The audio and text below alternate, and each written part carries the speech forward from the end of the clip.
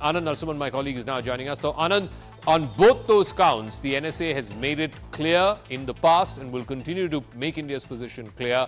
But do we know, and are we any closer to knowing, has there been any sort of formal or informal contact at the level of the NSAs after this controversy broke out? But so far it doesn't seem so, and it looks like India is not going to till the time Trudeau climbs down and publicly climbs down and publicly retracts the statement that he's made. So he will have to make a statement in Parliament to de-escalate. Him trying to say that we do not want to escalate matters does not settle it. Mind you, only yesterday we had the NSA Ajit Doval in Parliament having a meeting with the Home Minister. And today we have seen what India has done in terms of trying to say that, listen, if this is how you're going to be, you are talking about credible allegations, we are giving you credible proof. Zaka, to all our viewers, today Sukha, a known gangster and with killings himself, has been gunned down in Canada. And on social media, the Lawrence Bishnoi gang has taken ownership of it. And Lawrence Bishnoi's associate Goldie Brar operates out of Canada. And Goldie Brar is the prime accused and wanted in the assassination of another Indian rapper, because of which this whole entire menace once again resurfaced in Punjab. And the Canadian authorities have done nothing about it. They do not even they have not even apprehended the killers of Hardeep Nijjar for them to even say that there is Indian involvement. So at all levels, we have provided them letter rogatories, Interpol's red corner notice with Hardeep Nijjar, with Goldie Brar, with the Bambiha gang associates. So many letter rogatories have been given, and this is something which NSA Ajit Doval has repeatedly underlined with the Canadian NSA, and they have never responded with any credible proof for all the claims that they make. So it's all in the air as far as the Canadians are concerned. India's got hard proof, and the Canadians have done nothing so far. All right, we'll see how this plays out diplomatically. And of course, the onus really is on Justin Trudeau, his government, to provide credible evidence to back his claim of credible allegations of Indian involvement in the murder of Hardeep Nijjar. Let me now open this up to our guests who are joining us. Full panel tonight on Brass Tacks, and we're going to go all the way to the top of 10. Puneet Sani, Sikh activist, is now joining us. Terry Miliuski is the author of Blood for Blood. Michael Baker is a former CIA operative and the host of the President's Daily Brief. Professor Brahma Chalani, strategic affairs expert, a regular here on CNN News 18. Ashok Sajjanhar, former diplomat, again a CNN News 18 regular. Carson Jurima is a political columnist with the National Post in Canada. Thank you very much, gentlemen, for joining us. Let me start off with Terry Miliuski. There is now a real sort of consequence or a real fallout beginning to take shape after those allegations that Justin Trudeau made in the Canadian Parliament a few days ago. The visas for Canadians has been put on halt. Of course, you had the MEA spokesperson come out today, the Indian Foreign Ministry spokesperson come out today and say, we're doing this because there are operational constraints, and the operational constraints are because our diplomats have targets on their backs, because they have very serious security threats that they're facing. Therefore, we are having to downsize, and that's why the temporary halt on visa processing for Canadians. Is there a feeling now in Canada that this is getting real, this is hitting closer home, and that they need to dial down? Or is it that Mr. Trudeau has gone public, he's dialed up, he's ratcheted up the rhetoric, and he's not going to climb down? I certainly think that the Canadians are really paying attention for the first time in a long time because of the seriousness of what's going on. This escalation is real. It affects real people's lives. They're starting to become concerned that maybe the Prime Minister has made a hash of things. Already, this is against the background. I don't mean to be unkind, but this is against the background where, as we all know, the Prime Minister is at a low ebb in the polls. He's already politically on thin ice. He was humiliated at the G20 in New Delhi by Mr. Modi. He comes home and he needs a way to strike back.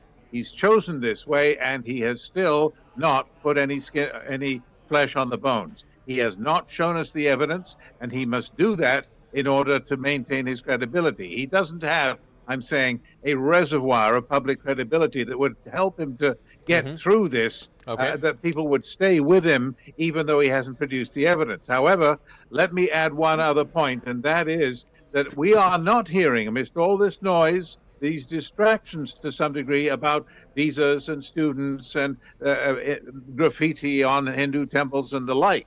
We are not hearing from the Indian side that they must know something In fact, they must know quite a lot about what the Canadians are alleging. They've been meeting for weeks about all of this. Trudeau sat down with Modi and said he talked to him in no uncertain terms, I quote, about what he was alleging. And I do not imagine, no, none of us will imagine, that Mr. Modi sat there like a potted plant and didn't ask questions. What are you alleging? Where is your evidence? What have you got?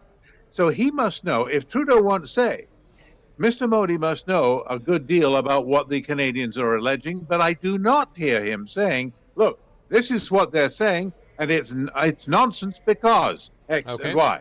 Here are my reasons for saying it's absurd. I would like to hear that too.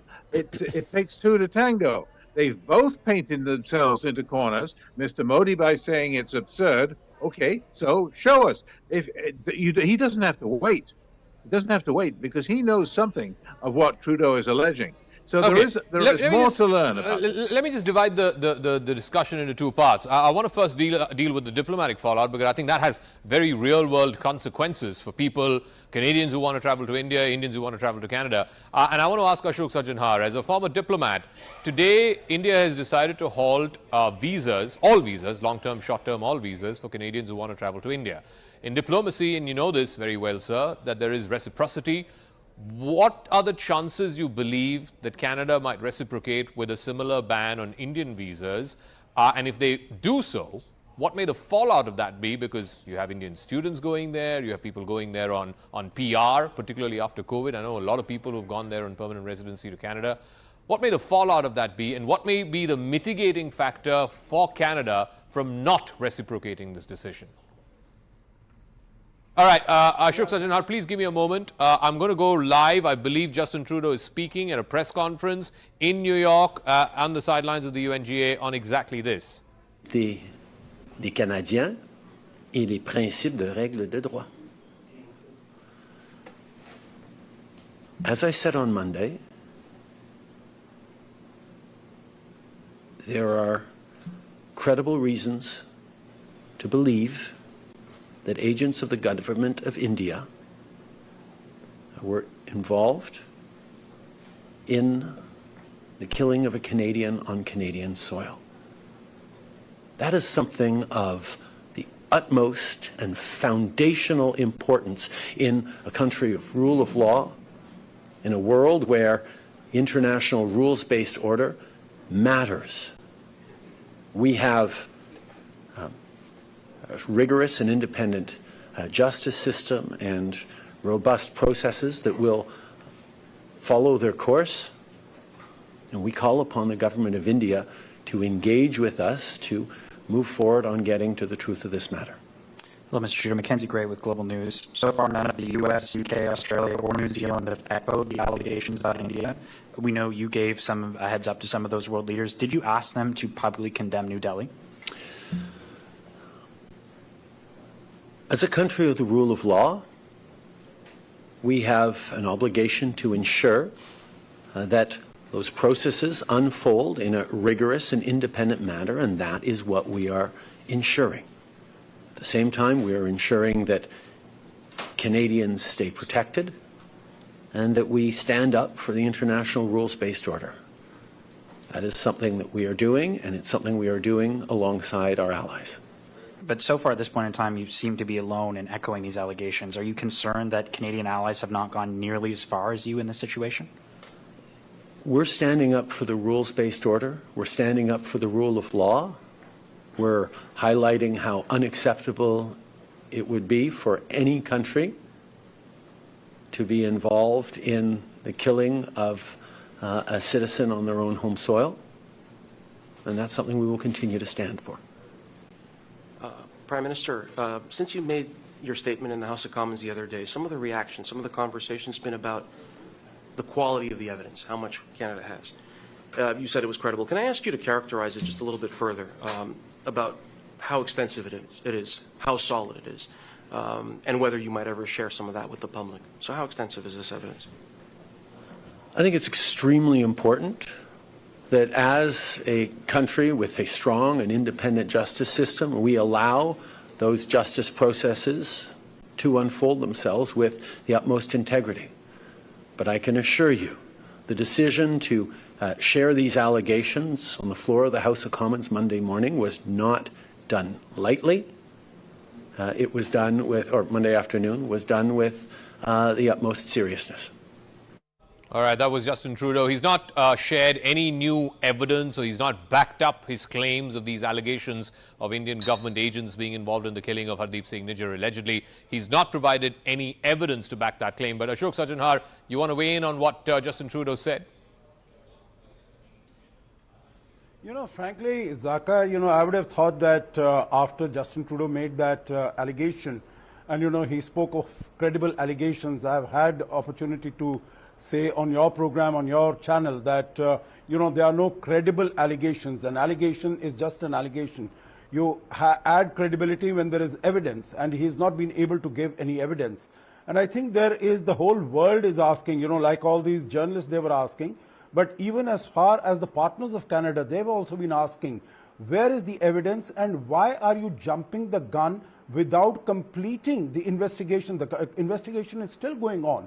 And, there is no one who's been arrested. There is no charge sheet that's been filed. And, this seems to be a baseless allegation.